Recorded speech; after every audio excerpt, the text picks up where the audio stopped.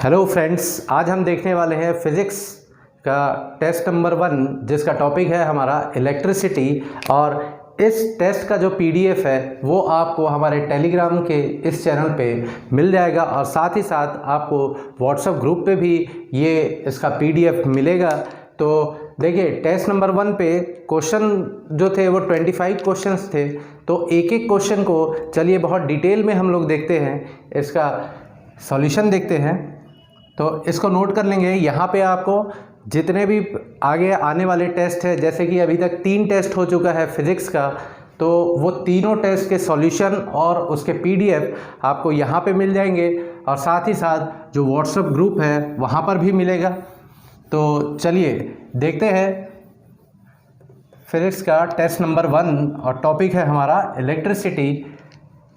तो पहला क्वेश्चन ये था कि क्वेश्चन नंबर 1 ये कहता है कि what is the property which differentiate between two charges. देखिए, चार्ज क्या होता है, 2 तरह के चार्ज होते हैं। आवेश जो होता है वो 2 तरह का होता है, एक पॉजिटिव चार्ज होता है और एक नेगेटिव चार्ज होता है। तो इन दोनों चार्जेस के बीच में जो डिफरेंशिएट करता है उस प्रॉपर्टी को बोला जाता है polarity of charges. Polarity of charges. और क्वेश्चन में ये हमारा ऑप्शन नंबर डी है। तो क्वेश्चन नंबर 1 का आंसर क्या हो गया? Polarity of charges is the property which differentiate between two charges. 2 तरह के चार्ज होते हैं, positive charge and negative charge. तो वो कौन सी प्रॉपर्टी हुई? पोलैरिटी ऑफ चार्जेस हो गई, आवेशों की ध्रुवता हो गई। अब दूसरा क्वेश्चन ये कहता है कि यदि एक ग्लास रॉड को सिल्क के क्लॉथ के साथ रब किया जाए, यदि एक ग्लास रॉड को सिल्क के साथ रब किया जाए, सपोज ये एक ग्लास रॉड है, ये क्या है मेरा? ग्लास रॉड है। क्वेश्चन नंबर 2 ये कहता है कि यदि एक कांच की छड़ को रेशम के कपड़े के साथ रब किया जाए तो क्या क्या पॉसिबिलिटीज़ होंगी। अब देखिए, ग्लास रॉड को जब भी एक सिल्क के क्लॉथ के साथ क्या किया जाता है, रब किया जाता है, तो ग्लास के रॉड से कुछ इलेक्ट्रॉन्स क्या होते हैं? ट्रांसफ़र होते हैं। कुछ इलेक्ट्रॉन्स ट्रांसफ़र होते हैं कहाँ पे? सिल्क के क्लॉथ पे। और due to excess of proton ये एक्वायर कर लेता है आपका पॉजिटिव चार्ज। ये कैसा हो जाता है? पॉजिटिवली चार्ज हो जाता है, पॉजिटिवली चार्ज हो जाता है। और due to excess of electron, यहाँ पे क्या है? इलेक्ट्रॉन की संख्या बढ़ जाती है और ये कैसा हो जाता है? नेगेटिवली चार्ज हो जाता है, नेगेटिवली चार्ज हो जाता है। तो क्वेश्चन में आपको ऑप्शन जो दिया हुआ है, 4 ऑप्शन में, पहला ऑप्शन क्या है? पहला ऑप्शन कहता है कि some of the electrons from the glass are transferred to the silk. तो ये मेरा सही है। दूसरा ऑप्शन ये कहता है कि the glass rod get positively charge and the silk rod get negatively charge. मतलब ग्लास का जो छड़ है वो आपका धनावेशित हो जाता है और रेशम का जो कपड़ा है वो कैसा हो जाता है? ऋणावेशित हो जाता है। तो ये भी हमारा क्या है? यहाँ पे सही है। और तीसरा जो है, तीसरा ऑप्शन ये कहता है कि न्यू चार्ज इज क्रिएटेड। तो क्या यहाँ पे कोई एक नया चार्ज डेवलप हो रहा है? क्या नहीं हो रहा है। 2 ही तरह के चार्ज होते हैं, जैसे कि क्वेश्चन नंबर 1 पे दिया है कि 2 तरह के चार्जेस होते हैं, positive charge and negative charge. तो यहाँ पर कोई तीसरे तरह का कोई चार्ज डेवलप नहीं हो रहा है। तो ऑप्शन सी जो है मेरा वो गलत है और ऑप्शन डी दिया है, both A and B are correct. तो मेरा ऑप्शन यहाँ पे हो जाएगा आपका ऑप्शन नंबर डी। ये दोनों क्वेश्चन को नोट करेंगे, कंसेप्चुअल क्वेश्चन था, इन दोनों क्वेश्चंस को नोट करेंगे। फिर नेक्स्ट क्वेश्चन देखते हैं, हम नोट करेंगे इसको।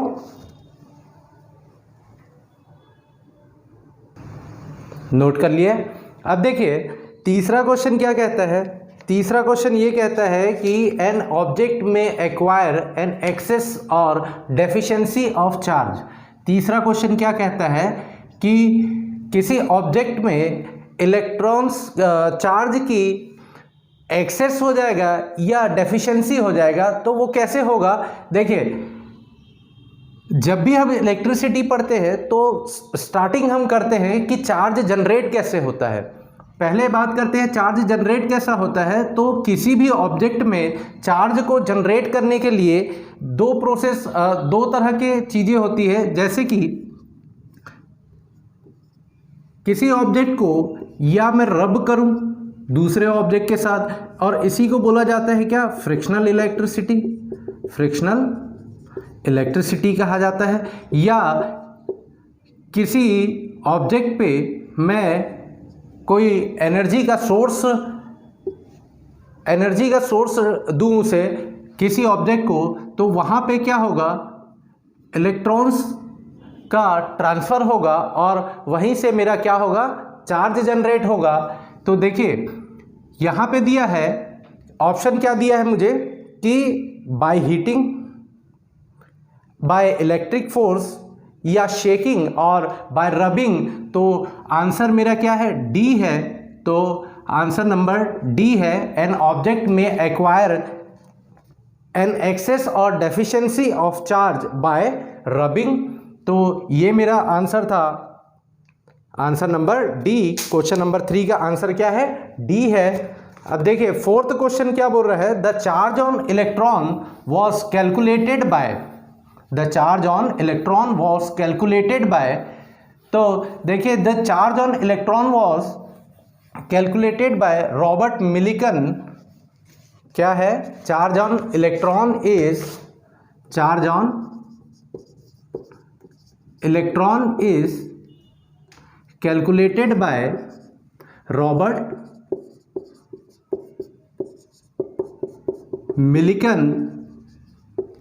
और ध्यान रखेंगे कि जो जे थॉमसन थे, जे थॉमसन ने चार्ज अपॉन मास का रेशियो निकाला था इलेक्ट्रॉन पे, चार्ज अपॉन मास का रेशियो निकाला था आपका इलेक्ट्रॉन पे। तो यहाँ पे कंफ्यूज नहीं होंगे कि charge on electron was calculated by Robert Millikan, और इसका आंसर जो है क्वेश्चन नंबर 4 का, वो ऑप्शन नंबर ए है। क्वेश्चन 4 का आंसर है ऑप्शन नंबर 1 रॉबर्ट मिलिकन। और इसने बताया था charge on electron is equal to 1.6 into 10⁻⁻19 coulomb है। कितना है, 1.6 into 10⁻⁻19 coulomb is the charge on electron calculated by Robert Millikan. चलिए देखते हैं क्वेश्चन नंबर 5 क्या कहता है। क्वेश्चन नंबर 5 कहता है N object is charge when it has a charge imbalance which means, मतलब एक ऑब्जेक्ट को हम कब कहेंगे कि वो चार्ज है, जब उसमें चार्ज का इम्बैलेंस हो। अब इसका मतलब क्या है, इसका मतलब ये है कि object contains unequal number of electrons and proton, unequal number of electrons and protons। इसका क्या मतलब है, देखिए जैसा कि हमने क्वेश्चन नंबर 2 में देखा था, पहले क्या था, ये ग्लास रॉड था, ये इलेक्ट्रिकली क्या था, न्यूट्रल था, मतलब नंबर ऑफ प्रोटॉन्स और नंबर ऑफ इलेक्ट्रॉन्स ये बराबर थे। अब क्या हुआ, जब मैंने इसको क्या किया, एक सिल्क के क्लॉथ से रब किया तो कुछ इलेक्ट्रॉन्स का ट्रांसफ़र हुआ, कहाँ से, ग्लास रॉड से आपका सिल्क में हुआ। तो यहाँ पर क्या हुआ, चार्ज का इम्बैलेंस हो गया, मतलब यहाँ पे एक्सेस अमाउंट में क्या हो गया, प्रोटॉन्स, इसलिए ये कैसा हो गया था, पॉजिटिवली चार्ज हो गया था ग्लास रॉड, और यहाँ पे क्या हो गया था, एक्सेस ऑफ इलेक्ट्रॉन हो गया था, इसलिए ये क्या हो गया हमारा, नेगेटिवली चार्ज हो गया था। यही है हमारा आंसर कि क्या हो रहा है कि N object is charge when it has an charge imbalance. इसका मतलब क्या हो गया कि it contains unequal number of electrons and proton, जो कि हमारा ऑप्शन नंबर है डी। तो 5 का हमारा क्या हो गया आंसर, ऑप्शन नंबर डी हो गया। तो इसको नोट करेंगे। अब नेक्स्ट देखते हैं, नेक्स्ट क्वेश्चन क्या कहता है।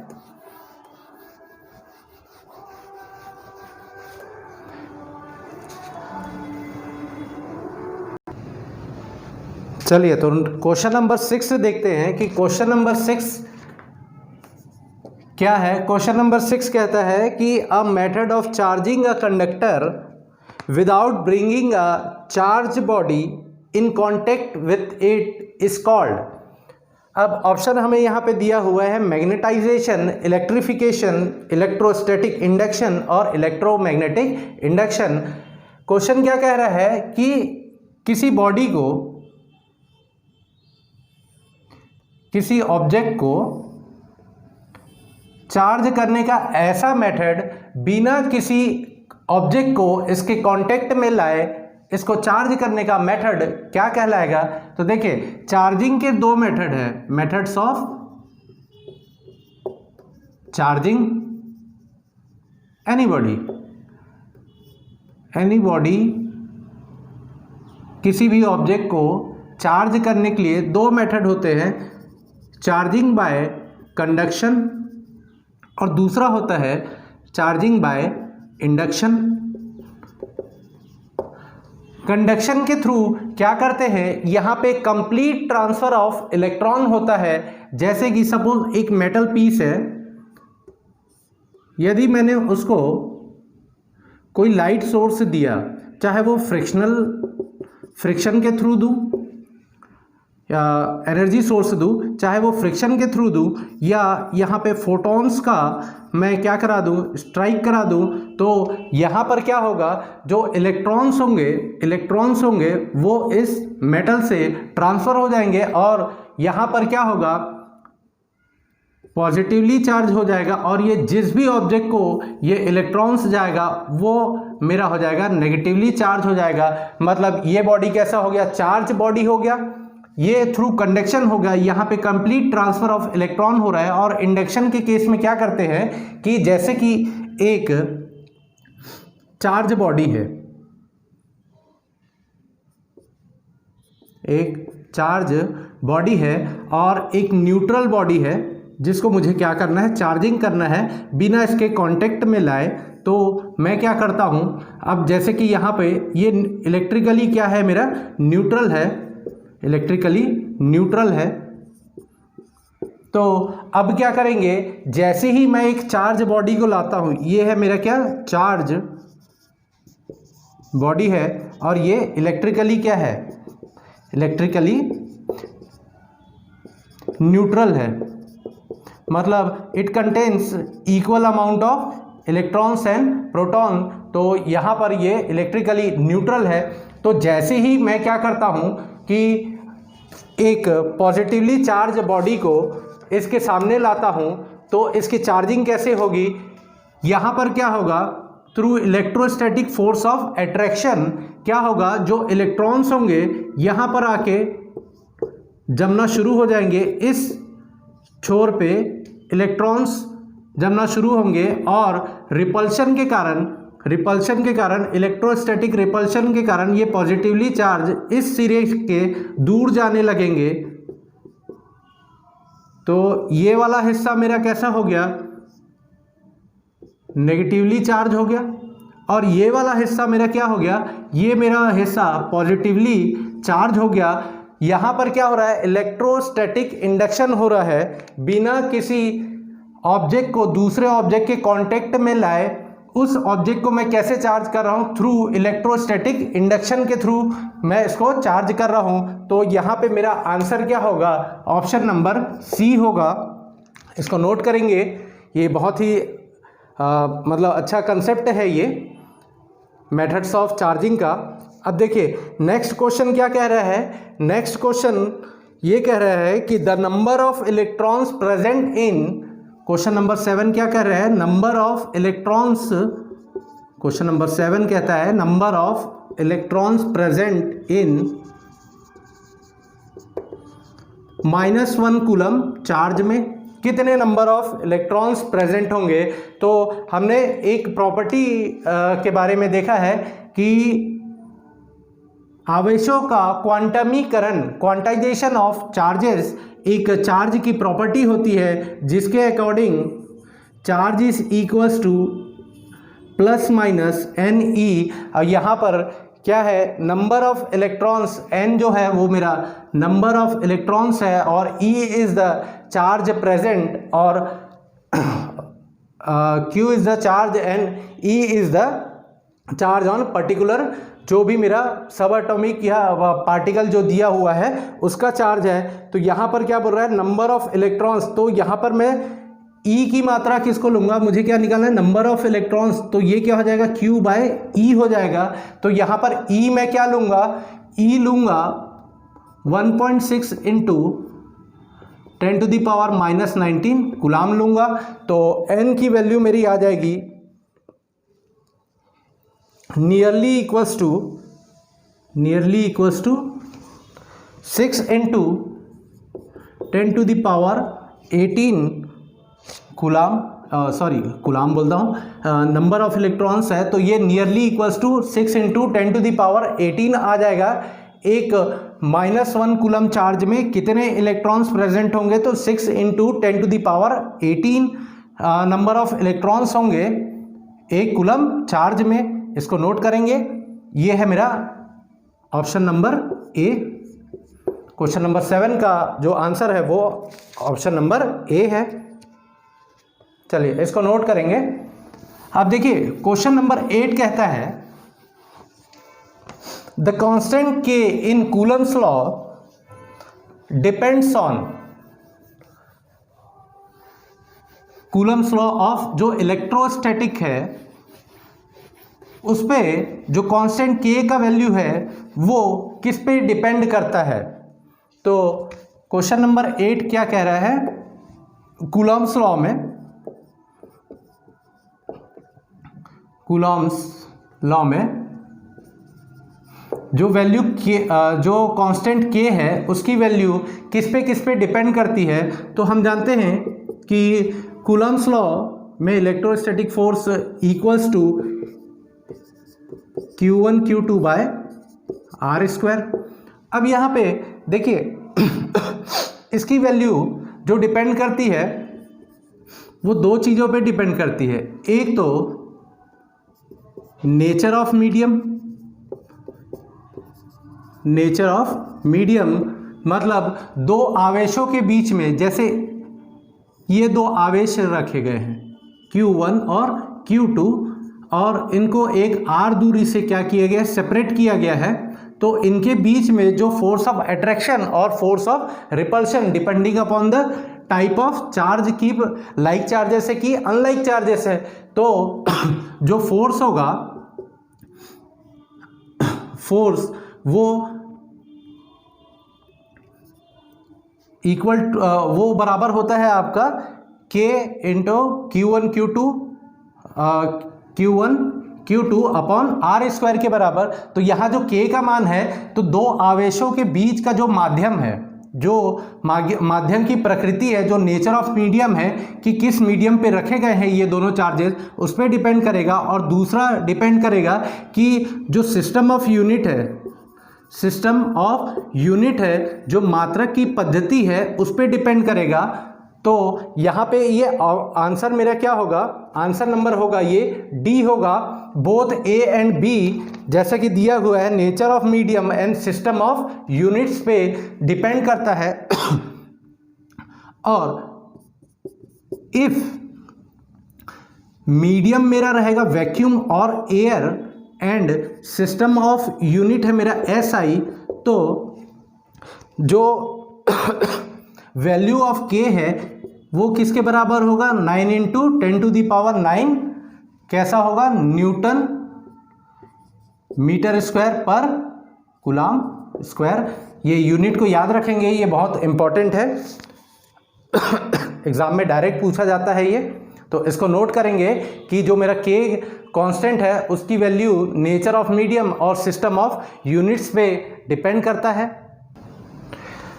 चलिए नेक्स्ट क्वेश्चन देखते हैं। क्वेश्चन नंबर 9 क्या कहता है कि Coulomb's law relate to charges and distance between them describing electric force as being, मतलब क्या कर रहा है कि Coulomb's law distance between charges और जो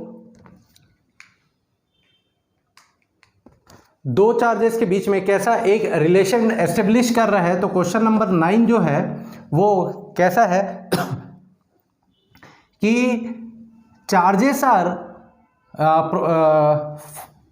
forces directly proportional to product of charges and square of and is inversely proportional to the square of distance between them.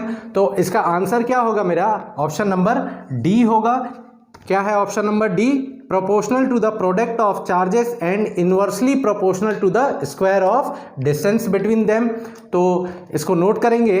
Next question क्या कहता है? Which of the following statement is true about the electrical forces. मैं statement यहां पे पढ़ता हूं। पहला statement कहता है कि electrical forces are produced by electrical charges, पहला स्टेटमेंट है। दूसरा है like charges attracts and unlike charges repel. तीसरा स्टेटमेंट क्या कहता है? Electric forces are weaker than gravitational forces. और चौथा ऑप्शन मेरा क्या कहता है? Positive and negative charges are combined to produce a third type of charge. तो पहला ऑप्शन क्या है? पहला स्टेटमेंट जो है कि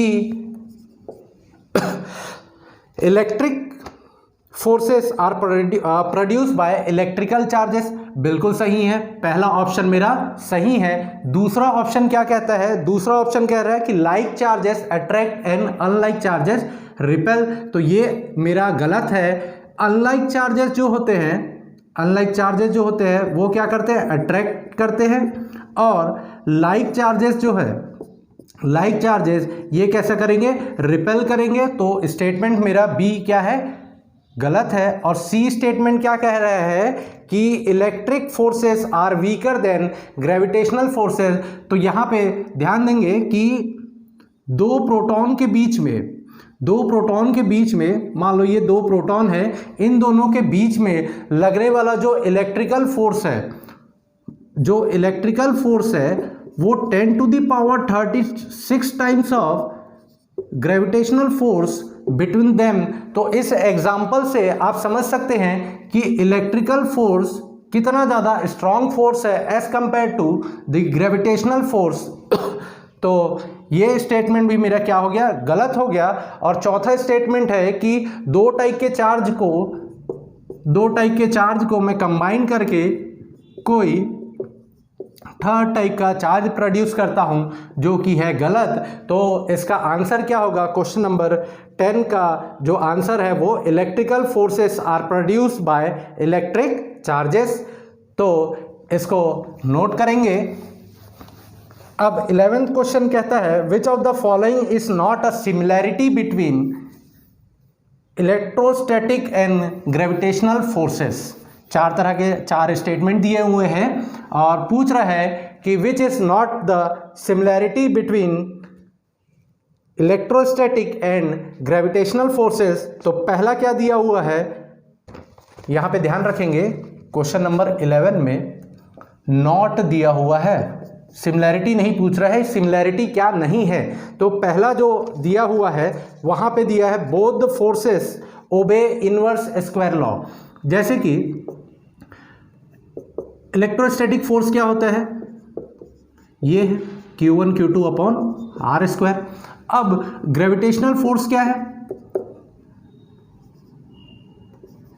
M1 M2 upon r square. ये है दो मासेस के बीच में लगता है। किसी भी दो मास कोई भी दो ऑब्जेक्ट हो जिनका मास हो उनके बीच में ग्रेविटेशनल फोर्स लगता है। अब देखिए दोनों क्या कर रहे हैं? इनवर्स स्क्वायर लॉ को फॉलो कर रहे हैं। मतलब ऐसा है इनवर्स स्क्वायर लॉ, ये है square of inversely proportional to the square of distance between them. पहला स्टेटमेंट मेरा क्या है, सही है। दूसरा स्टेटमेंट देखते हैं, दूसरा स्टेटमेंट क्या रहा है, both the forces operate over a very long range या वेरी लार्ज डिस्टेंस, सही है।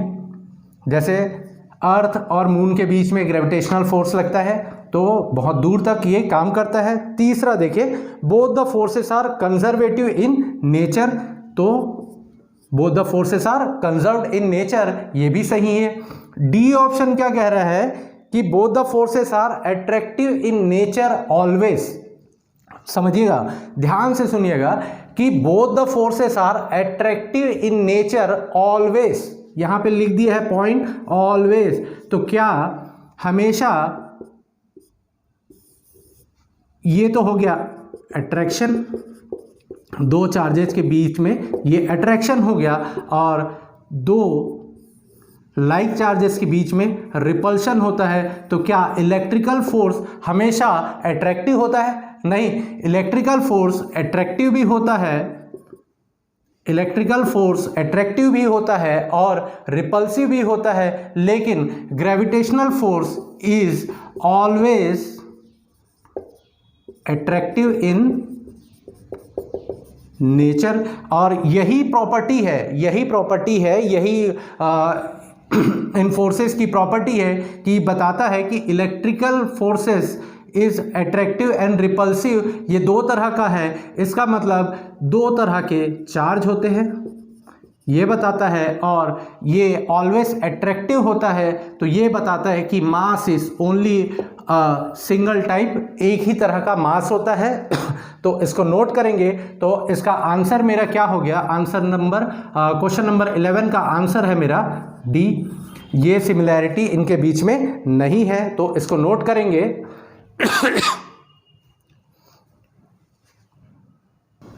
नोट कर लिए। अब क्वेश्चन नंबर 12 देखते हैं। क्वेश्चन नंबर बोलता है SI unit of permittivity of free space, मुक्त आवेश की विद्युतशीलता का मात्रक क्या है? मुक्त आवेश की विद्युतशीलता का मात्रक क्या है? परमिटिविटी ऑफ फ्री स्पेस का एसआई यूनिट पूछ रहा है क्वेश्चन नंबर 12, जिसने पहला ऑप्शन दिया है फेरेड और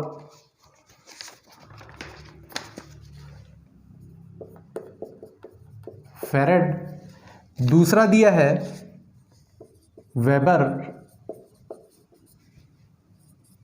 तीसरा दिया है coulomb square newton inverse metre square inverse, और डी दिया है कूलॉम स्क्वायर न्यूटन इनवर्स और मीटर इनवर्स। अब देखते हैं कि परमिटिविटी ऑफ फ्री स्पेस क्या है। जैसे कूलॉम्स लॉ ऑफ इलेक्ट्रोस्टैटिक में हमने देखा कि Q1 Q2 upon r square ये होता है। अब देखिए K का जो यूनिट था, एसआई यूनिट, वो क्या था, न्यूटन मीटर स्क्वायर पर कूलॉम स्क्वायर था। अब K जो होता है वो 1/4 पाई अपॉन एप्सिलॉन नॉट, और यही एप्सिलॉन नॉट क्या है मेरा, परमिटिविटी ऑफ फ्री स्पेस, मुक्त आवेश की विद्युतशीलता है ये। तो क्या करेंगे, ये दोनों जो है आपके कांस्टेंट हो गए और K क्या हो गया, 1/ε0 हो गया। अब मुझे इसका यूनिट चाहिए, तो ε0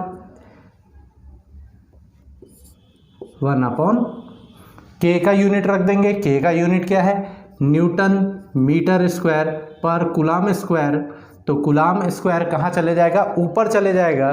तो आंसर क्या आएगा, परमिटिविटी ऑफ फ्री स्पेस का ऐसा यूनिट क्या हो जाएगा, coulomb square upon newton metre square, ये हो गया। तो देखिए ये ऊपर जाएगा तो क्या हो गया, ये हो गया, और answer number C, option number C is the answer. Unit of permittivity of free space क्या होगा, coulomb square per newton metre square. Note करेंगे इसको। अब देखिए फैरेड क्या होता है, ये भी एक क्वेश्चन आता है कि farad is the largest unit of charge. Farad क्या है, largest unit of charge. 1 farad equals to 96500 coulomb के बराबर होता है। इसको नोट करेंगे, वेरी इंपॉर्टेंट है। फैरेड पूछता है कि व्हाट इज द फैरेड, तो farad is the largest unit of charge जो कि बराबर होता है 96500 कूलाम के बराबर। और स्मॉलेस्ट यूनिट अगर पूछता है, smallest unit of charge, smallest unit of charge is Franklin. Franklin या बोल दे इलेक्ट्रोस्टैटिक यूनिट, स्थिर विद्युत इकाई, इलेक्ट्रोस्टैटिक यूनिट, जो 1 coulomb is equal to 3 × 10⁹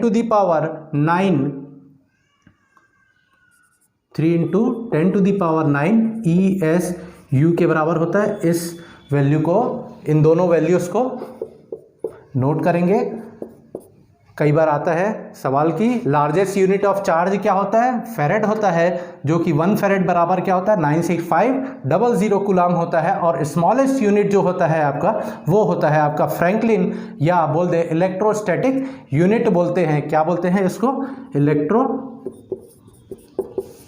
electrostatic unit of charge, जो कि बराबर होता है 1 कूलम इक्वल टू 3 × 10⁹ ESU के बराबर होता है। ये था क्वेश्चन नंबर 12। इसका ऑप्शन क्या हो गया, आंसर नंबर आंसर क्या हो गया, ऑप्शन नंबर 3 हो गया। अब देखिए नेक्स्ट जो क्वेश्चन है, क्वेश्चन नंबर 13 क्या कह रहा है। Question number 13, the force per unit charge is known as, the force per unit charge is known as, क्या कह रहा है, force per unit charge is known as, ये होता है मेरा इलेक्ट्रिक फील्ड इंटेंसिटी होता है। तो ऑप्शन नंबर बी दिया हुआ है 13 का आंसर क्या है मेरा, ऑप्शन नंबर बी है। वो क्या होगा, इलेक्ट्रिक फील्ड, या कह दे इलेक्ट्रिक फील्ड इंटेंसिटी। ठीक है, force per unit charge is electric field intensity, और यूनिट क्या हो जाएगा, न्यूटन पर कूलाम हो जाएगा। चलिए अब क्वेश्चन नंबर 14 देखते हैं कि क्वेश्चन नंबर 14 क्या कह रहा है कि electric field at a point is, इसमें ऑप्शन दिया है ऑलवेज कंटिन्यूअस, सेकेंड ऑप्शन दिया हुआ है continuous if there is no charge at that point, तीसरा ऑप्शन दिया है discontinuous if there is a charge at that point. तो आंसर मेरा है both B and C are correct, that is option number D, both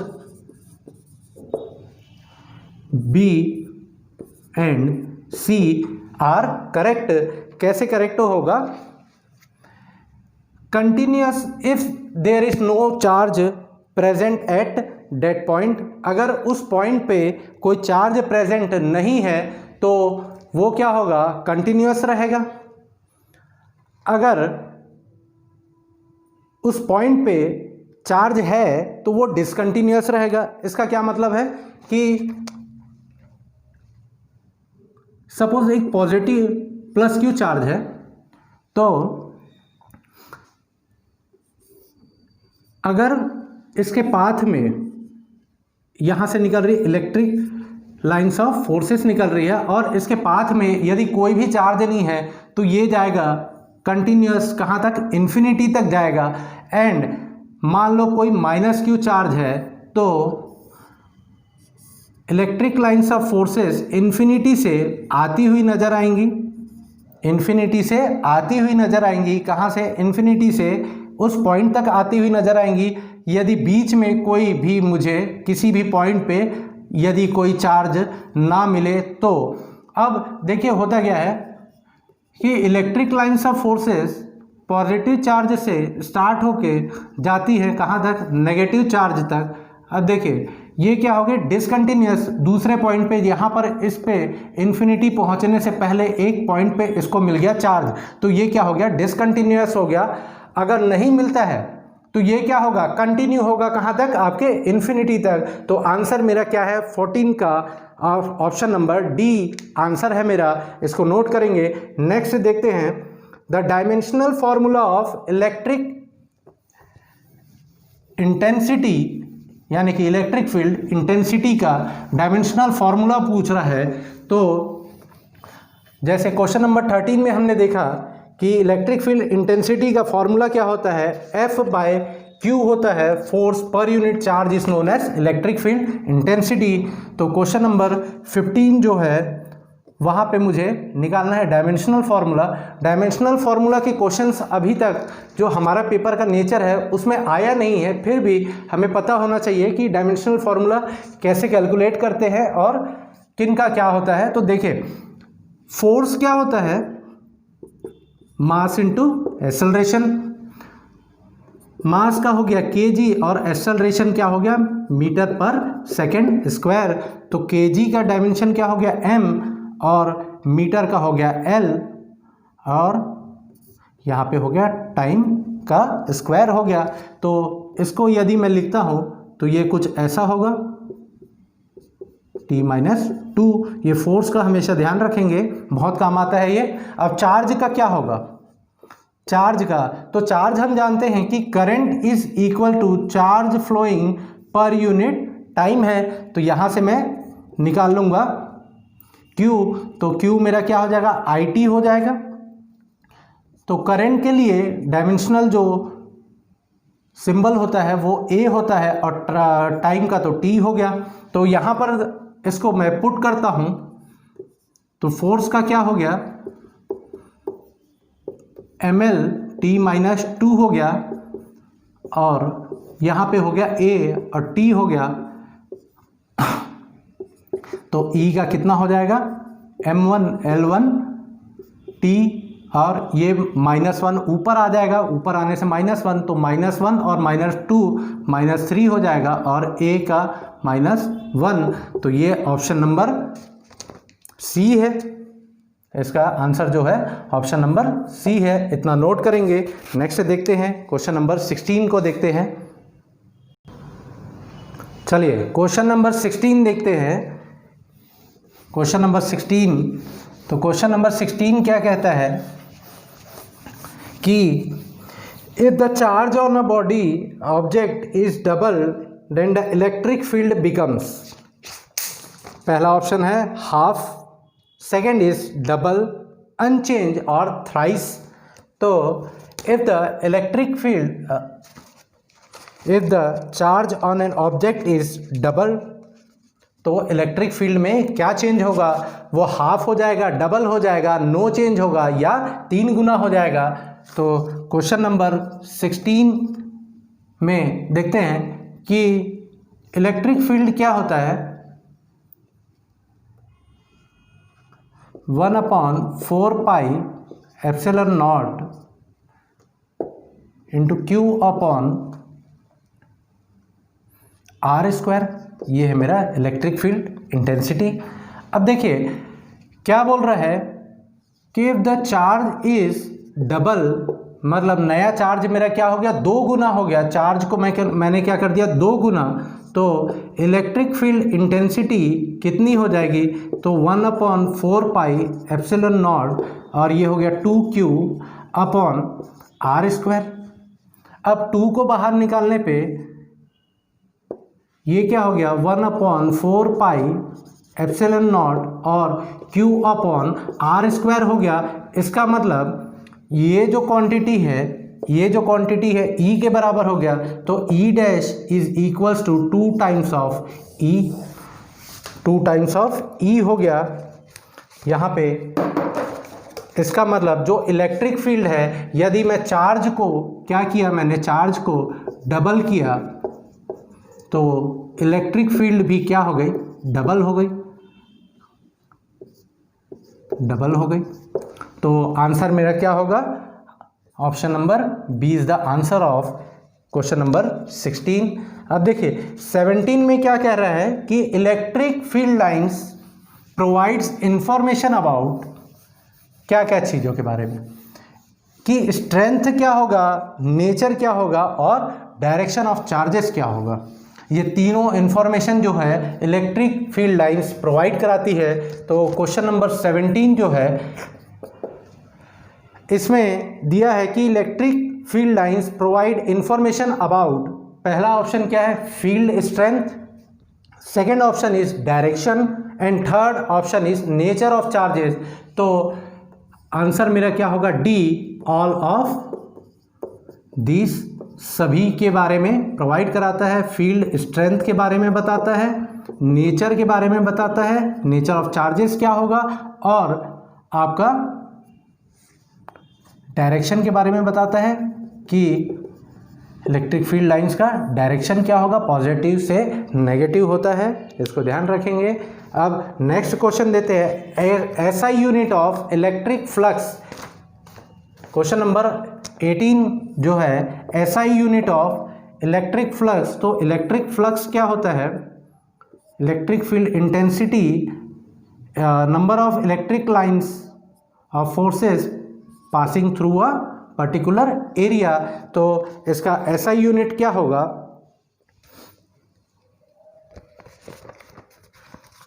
SI unit है आपका, ये हो गया न्यूटन पर कूलाम हो गया, और एरिया का हो गया मीटर स्क्वायर हो गया। तो यहाँ पर क्या हो गया? न्यूटन मीटर स्क्वायर पर कूलाम, ऐसा होगा। तो आंसर नंबर आंसर है मेरा ऑप्शन नंबर ए, इसको नोट करेंगे। नेक्स्ट देखते हैं कि dimensional formula of electric flux. Question number 19 बोल रहा है dimensional formula of electric flux तो कितना होगा? तो इलेक्ट्रिक फ्लक्स में हमने देखा कि वो किसके बराबर होता है? Electric field intensity into area through which electric lines of forces are passing. तो इसका डायमेंशनल फॉर्मूला हमने देखा था कि mL T-3 और A-1 है, और एरिया का डायमेंशनल फॉर्मूला हो गया आपका मीटर स्क्वायर, तो ये L का स्क्वायर हो गया। अब ये 3 हो गया, प्लस कर देंगे 1 + 2, ये हो गया 3, और ये -3, और ये A इन्वर्स हो गया। ये है मेरा dimensional formula of electric flux. इसको नोट करेंगे। तो आंसर मेरा है ऑप्शन नंबर बी, 19 का है ऑप्शन नंबर बी, इसको नोट करेंगे। 20 में देखते हैं unit of electric dipole moment. Question number 20 is what is the unit of electric dipole moment. तो देखिए इलेक्ट्रिक डाइपोल क्या होता है? सपोज एक नेगेटिव चार्ज है और एक पॉजिटिव चार्ज है, तो इनके बीच में ही लगता है, और ये डायरेक्शन नेगेटिव से पॉजिटिव होता है, और सिंबल होता है इलेक्ट्रिक डाइपोल मोमेंट का स्मॉल p, और which are separated by a distance l। दो आवेश जिनको l दूरी पे रखा गया है, विजाती है, और कहाँ से है? डायरेक्शन नेगेटिव से पॉजिटिव होता है। हमेशा ध्यान रखेंगे इलेक्ट्रिक डाइपोल मोमेंट का डायरेक्शन होता है नेगेटिव से पॉजिटिव होता है। तो क्वेश्चन नंबर 20 कह रहा है कि what is the unit of electric dipole moment. तो ये मेरा क्या हो जाएगा? 2qL के बराबर हो जाएगा। तो इसका यूनिट क्या होगा? देखिए यहाँ पर मुझे ऐसा यूनिट नहीं दिया हुआ है, ध्यान रखेंगे इस क्वेश्चन में ऐसा यूनिट नहीं दिया है। ऑप्शन दिया है मुझे, पहला ऑप्शन है न्यूटन, दूसरा है कूलम और तीसरा फेरेड। तो ये तीनों के बारे में हम जानते हैं। और फोर्थ ऑप्शन इज डीबे। तो ये डीबे एक साइंटिस्ट के नाम पे रखा गया था, और ये होता है CGS यूनिट होता है, CGS unit of electric dipole moment होता है, इसको ध्यान रखेंगे। और 1 डीबे 1 dB बराबर होता है आपका 1 × 10⁻⁻18 स्टेट कूलम मीटर। क्यों? क्योंकि इलेक्ट्रिक डाइपोल मोमेंट का एसआई यूनिट क्या होगा? आपका चार्ज का हो गया कूलम और लेंथ का हो गया मीटर। ये होता है SI unit of electric dipole moment. और आपका सीजीएस यूनिट हो गया डीबे, जो बराबर होता है 1 × 10⁻⁻18 स्टेट कूलम सेंटीमीटर। मीटर हो गया था सेंटीमीटर, इतने को नोट करेंगे। नेक्स्ट क्वेश्चन देखते हैं, इतने को नोट करेंगे। नेक्स्ट क्वेश्चन देखते हैं। नोट कर लिए? तो चलिए अब देखते हैं क्वेश्चन नंबर 21। तो क्वेश्चन नंबर 21 कहता है कि 10 million electrons pass from point P to Q in 1 microsecond. तो find the current and its direction.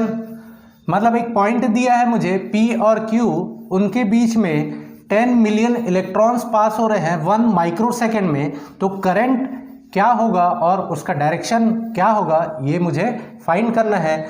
तो देखिए क्या दिया है 21 कि एक पॉइंट P है और एक पॉइंट Q है, इनके बीच में 10 मिलियन इलेक्ट्रॉन्स पास हो रहे हैं इन 1 माइक्रोसेकेंड में। 1 माइक्रोसेकेंड में। तो what is the value of current and its direction, ये फाइंड करना है मुझे। तो देखिए हमें पता है कि क्वांटाइजेशन ऑफ चार्जेस से Q बराबर क्या होता है? NE के बराबर होता है। और जैसा कि मुझे पता है कि I जो होता है वो क्या होता है मेरा Q/T होता है। तो पहले मुझे निकालना है चार्ज, निकालना है नंबर ऑफ इलेक्ट्रॉन, और इलेक्ट्रॉन्स का चार्ज कितना होता है वो मुझे पता है। तो charge on number of electrons में निकाल सकता हूँ। 10 मिलियन दिया हुआ है तो 10 मिलियन बराबर होता है 10⁻7 होता है। और यहाँ से मैं निकाल लूँगा चार्ज। तो चार्ज मेरा क्या हो जाएगा? Q × 10⁻7। और चार्ज ऑन इलेक्ट्रॉन E कितना होता है? 1.6 × 10⁻⁻19 कूलम होता है। तो यहाँ से चार्ज मेरा निकल जाएगा। तो चार्ज कितना हो जाएगा?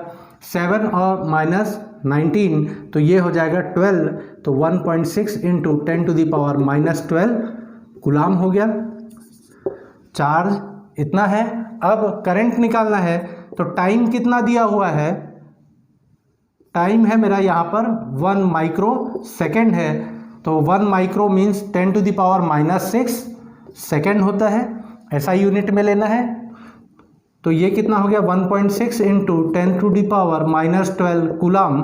और टाइम कितना हो गया? 10⁻6 सेकेंड हो गया। तो ये मेरा हो गया, ये ऊपर जाएगा प्लस हो जाएगा और इसके साथ माइनस होने से, तो ये हो गया 1.6 × 10⁻6 एम्पियर। ये करंट हो गया। ये आंसर है मेरा। अब पूछ रहा है डायरेक्शन। तो direction of flow of current is opposite to the direction of flow of electron in a metal. इसको ध्यान रखेंगे कि जो इलेक्ट्रॉन्स की प्रवाह की जो दिशा है वो कहाँ से है? P से Q तक है ना? P से Q तक है। क्या बोला गया है क्वेश्चन में कि 10 मिलियन इलेक्ट्रॉन्स P से Q के तरफ जा रहे हैं। तो करंट का डायरेक्शन क्या होगा? इसके ऑपोजिट होगा। ये ध्यान रखेंगे कि एक मेटल में जो direction of flow of current है वो इलेक्ट्रॉन्स के डायरेक्शन के ऑपोजिट होता है। तो मेरा फ्लो डायरेक्शन कहाँ से हो जाएगा? फ्रॉम Q टू P रहेगा। करंट का डायरेक्शन मेरा कहाँ से रहेगा? Q से P की ओर रहेगा। तो आंसर है मेरा ऑप्शन नंबर C मेरा आंसर है। इसको नोट करेंगे। कहाँ से निकाले हम, क्वांटाइजेशन ऑफ चार्जेस, और करंट का जो फॉर्मूला होता है वो चार्ज पर यूनिट टाइम होता है, तो यहाँ से हम निकाल लिए। और डायरेक्शन कैसा होगा, डायरेक्शन क्वेश्चन में दिया हुआ है कि इलेक्ट्रॉन्स का फ्लो डायरेक्शन कहाँ से है, P से Q है। तो मेटल में हमेशा ध्यान रखेंगे कि इलेक्ट्रॉन्स का जो फ्लो डायरेक्शन है उसके ऑपोजिट में करंट का डायरेक्शन होता है, इसको नोट करेंगे। अब देखते हैं क्वेश्चन नंबर 22। तो क्वेश्चन नंबर 22 है 1 ampere current is equivalent to, मतलब 1 एम्पियर धारा तुल्य होती है। अब देखिए तुल्य होती है तो ऑप्शन में हमें जो ऑप्शन दिया हुआ है वो कुछ इस तरह से है कि इलेक्ट्रॉन्स पर सेकंड के हिसाब से दिया हुआ है। तो यहाँ पर फिर हम लगाएंगे क्वांटाइजेशन ऑफ चार्जेस का और यही करंट का फॉर्मूला लगाएंगे।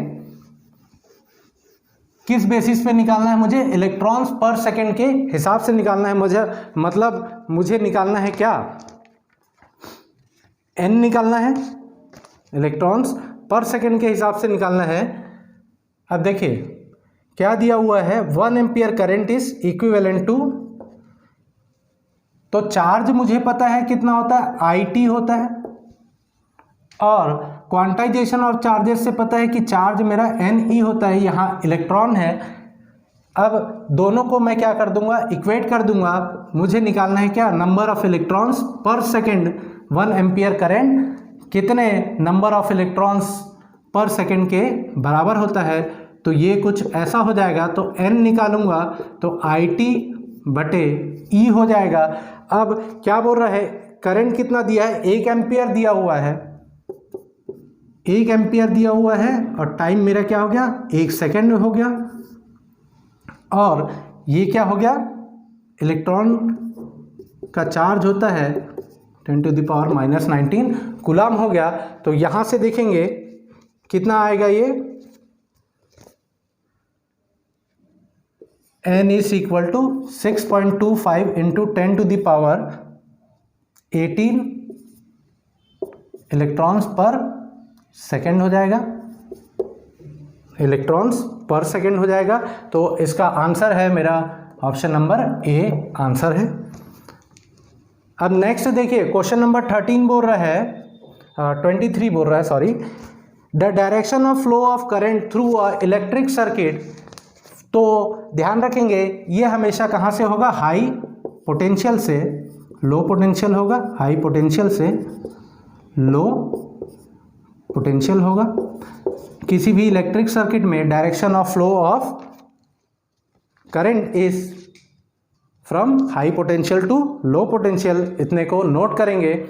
अब क्वेश्चन नंबर 24 देखते हैं, क्वेश्चन नंबर 24 देखते हैं। The electrical resistance of a conductor, the electrical resistance of a conductor depends upon, पहला ऑप्शन दिया है साइज ऑफ कंडक्टर, पहला क्या दिया है 24 है, इलेक्ट्रिकल रेजिस्टेंस डिपेंड्स अपॉन, पहला दिया है साइज ऑफ कंडक्टर, दूसरा दिया है आपका टेम्परेचर ऑफ कंडक्टर, तीसरा दिया है आपका geometry of conductor, geometry of conductor. अब देखिए और डी है ऑल ऑफ दिस। अब देखिए रेजिस्टेंस जो है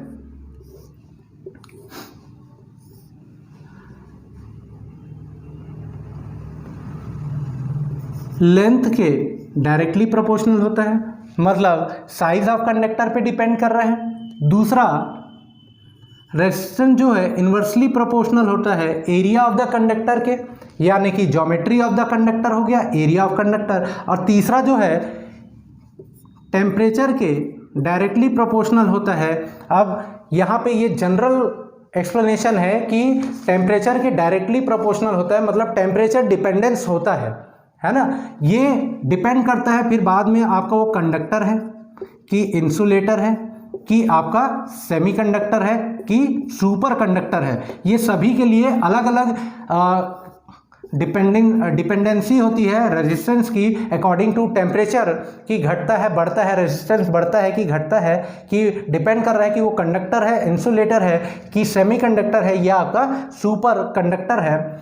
ठीक है, तो इसको ध्यान रखेंगे कि ये तीनों चीज़ों पे ये डिपेंड करता है कि कंडक्टर का साइज़ क्या है, उसकी ज्योमेट्री क्या है, और उसका जो टेम्परेचर क्या है, ये तीनों पे डिपेंड करता है। और इसके साथ साथ जो रेजिस्टेंस है वो आपका डिपेंड करता है कि नेचर ऑफ मटेरियल कैसा है, मतलब नेचर ऑफ मटेरियल कैसा है, इस पे भी डिपेंड करता है। नेचर ऑफ मटेरियल कैसा है, उस पर भी डिपेंड करता है। तो इतने को नोट करेंगे। अब लास्ट क्वेश्चन देखते हैं, वेरी इंपॉर्टेंट क्वेश्चन। ऐसा एक न्यूमेरिकल जरूर आता है एग्ज़ाम में, हमारे ACF रेंजर का जो एग्ज़ाम है उस पर एक क्वेश्चन ये जरूर आता है। अब देखिए क्या दिया है क्वेश्चन नंबर 25 में, वेरी इंपॉर्टेंट। यहाँ पे मैं आपको पहले ट्रेडिशनल मेथड भी बताऊंगा इस न्यूमेरिकल को सॉल्व करने का, और इस न्यूमेरिकल को पहचानेंगे कैसे, और पहचान के सीधा जो शॉर्ट ट्रिक है उसको कैसे यूज़ करेंगे वो भी देखेंगे। अब देखिए क्या बोला गया है कि क्वेश्चन नंबर 25 में, a cylindrical rod is reformed to half of its original length keeping volume constant. ठीक है, if the resistance before the change is R, then the resistance of after reformation of rod will be, पहला option दिया है मेरा R, second option दिया है R/4, third option दिया है मुझे 3R/4, और फोर्थ ऑप्शन मुझे दिया है R/2। ब्यूटीफुल क्वेश्चन है ये। अब देखिए क्या बोला गया है, एक सिलेंड्रिकल रॉड है, इसका लेंथ है L। अब इसको वॉल्यूम को मैंने क्या रखा है, कांस्टेंट रखा है। आयतन को संरक्षित रखा है, मतलब कांस्टेंट रखा है, नियत रखा हुआ है, बिना आयतन में परिवर्तन किए, आयतन को समान रखते हुए। अब मैंने इसकी लंबाई को क्या कर दी, कम कर दी, और पहले इसका जो रेजिस्टेंस दिया था वो R था, तो नया रेजिस्टेंस कितना होगा, इसको मैंने क्या कर दिया, इसकी लंबाई को मैंने आधा कर दिया। ये लंबाई हो गई मेरी L/2 हो गया। अब देखिए इस क्वेश्चन में तो आपको दे दिया है कि वॉल्यूम कांस्टेंट है, लेकिन अगर ऐसा क्वेश्चन आता है जिसमें आपको बताया नहीं है, या बोल दिया गया कि कोई एक सिलेंड्रिकल रॉड है, उसको स्ट्रेच करके डबल कर दिया गया या कंप्रेस करके उसकी लेंथ को आधा कर दिया गया, तो ऐसे केसेस में हमेशा लगाएंगे वॉल्यूम कांस्टेंट का जो फिनोमिना है उसको लगाएंगे उस। अब देखिए इसका एरिया पहले था A, मान के चलता हूं मैं, और इसकी जो स्पेसिफिक रेजिस्टेंस थी या रेसिस्टिविटी बोल दे वो रो है, मान के चलता हूं।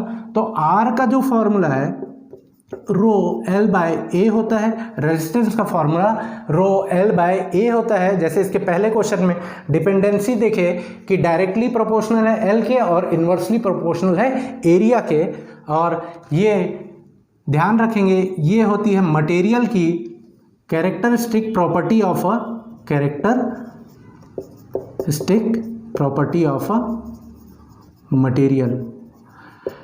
पदार्थ का यह क्या होता है, अभिलाक्षणिक गुण है। जब तक पदार्थ को चेंज नहीं कर रहा हूं तो मेरा ये कांस्टेंट रहेगा, रेसिस्टिविटी मेरा कांस्टेंट रहेगा, वो पदार्थ का अभिलाक्षणिक गुण होता है, characteristic property of a material होता है। तो ये तो मेरा कांस्टेंट है क्योंकि मैंने यहाँ मटेरियल को चेंज नहीं किया है। अब उसको मैंने क्या कर दिया है, अगर उसको क्या कर दिया है, रिफॉर्म टू हाफ, मतलब उसको किसी तरीके से मैंने सिलेंड्रिकल रॉड को हाफ कर दिया, तो नया रेजिस्टेंस मेरा क्या होगा, तो यहां पर लगाएंगे वॉल्यूम कंजर्वेशन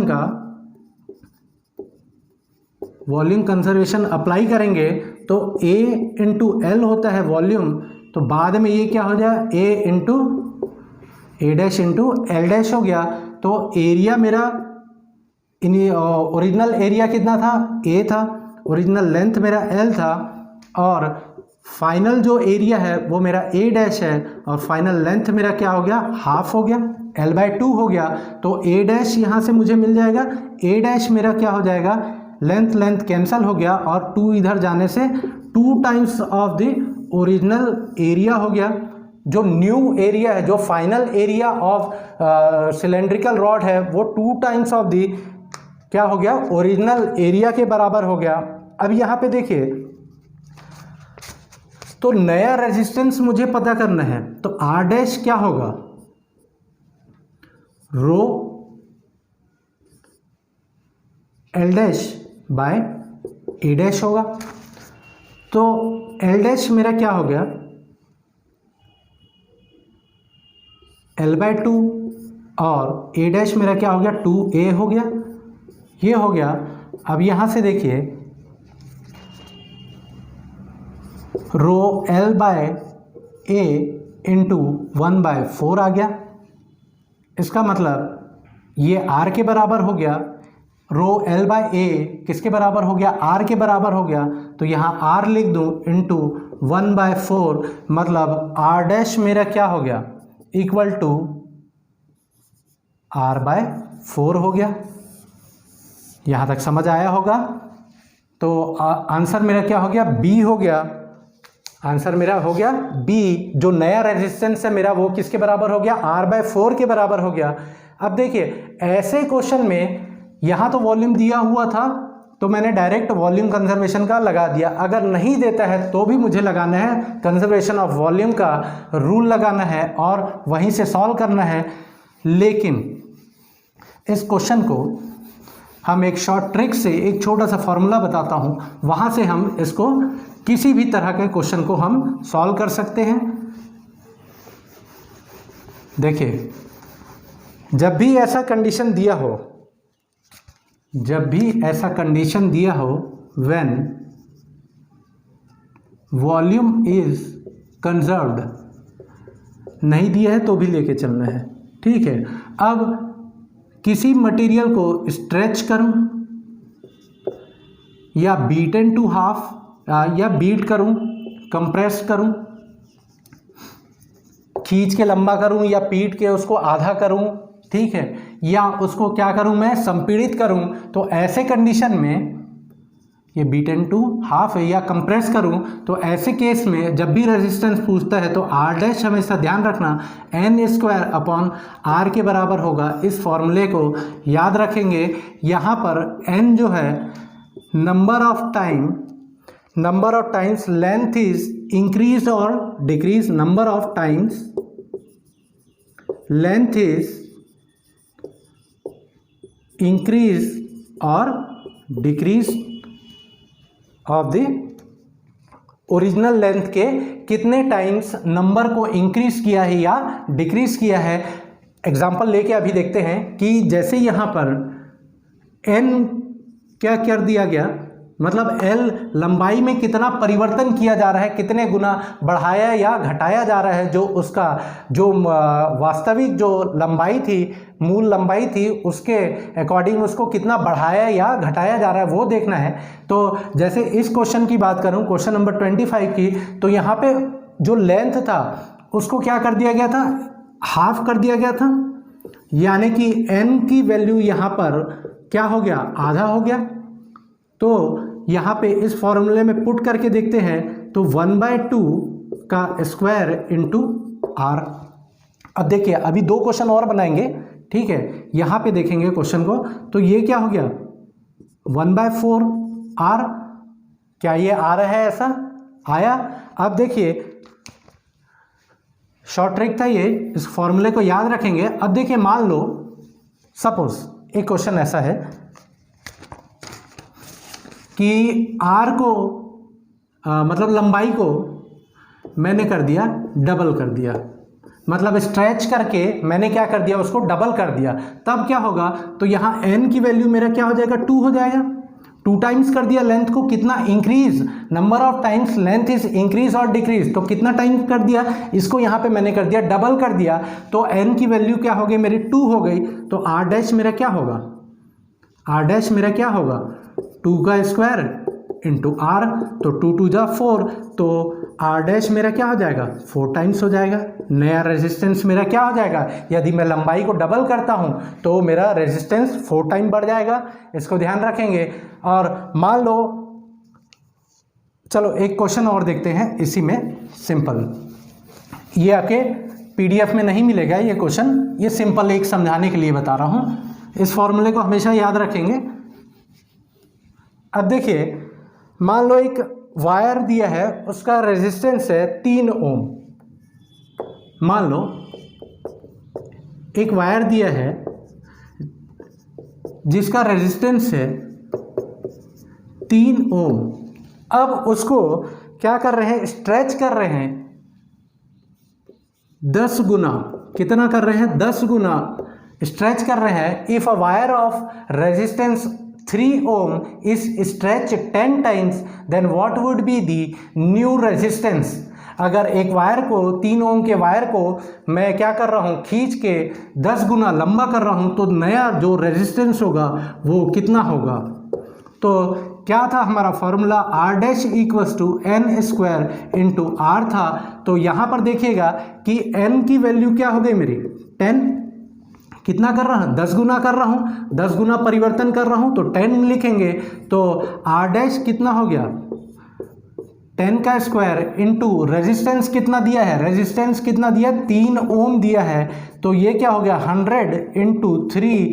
तो पहले मेरा जो रेजिस्टेंस था 3 ओम था और 10 गुना उस वायर को मैंने जब स्ट्रेच किया तो नया रेजिस्टेंस क्या हो गया 10 टाइम्स बढ़ गया, और वो कितना हो गया, सॉरी 100 टाइम्स बढ़ गया और वो कितना हो गया आपका 300 ओम हो गया। तो इस क्वेश्चन को ध्यान रखेंगे, वेरी इंपॉर्टेंट क्वेश्चन है। तो यहाँ तक समझ आया होगा आप लोगों को। अब नेक्स्ट जो है सेकंड टेस्ट का एक्सप्लेनेशन बहुत जल्द आप लोगों के लिए लाने वाला हूँ, एक्सप्लेनेशन और टेस्ट नंबर 2 और 3। तो थैंक यू, इसको नोट करेंगे।